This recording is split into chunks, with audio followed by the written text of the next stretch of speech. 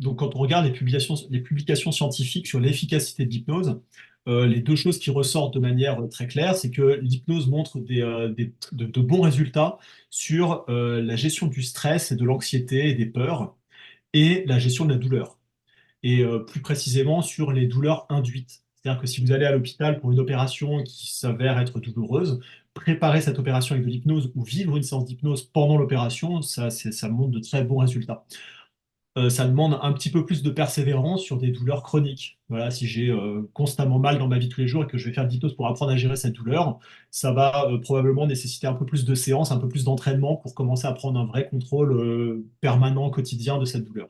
Donc ça, c'est des résultats qui sont assez nets. Il y a des méta-analyses très claires sur ce sujet-là.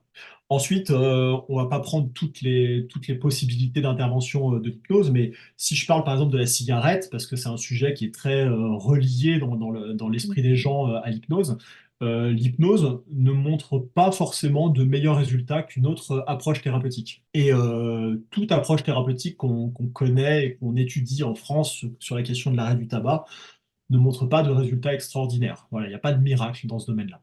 Ensuite, quand on parle d'hypnose, il faut bien considérer de quoi on parle. C'est-à-dire que en fonction de si vous allez dans un cabinet ou dans un autre cabinet, vous allez vivre des choses tout à fait différentes. On parle d'hypnose ericksonienne, de nouvelle hypnose, d'hypnose classique. Et en fait, toutes ces hypnoses-là se rattachent à ce qu'on appelle l'hypnothérapie. L'hypnothérapie en tant que telle propose tout un tas d'outils vraiment très intéressants qui sont essentiellement du fait du travail de Milton Erickson, donc l'hypnose ericksonienne.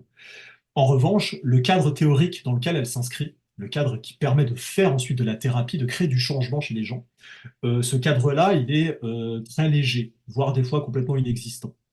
Et c'est pourquoi il est hyper important de replacer l'hypnose dans un cadre théorique sérieux, rigoureux et efficace pour que l'hypnose en tant qu'outil puisse avoir un impact beaucoup plus important.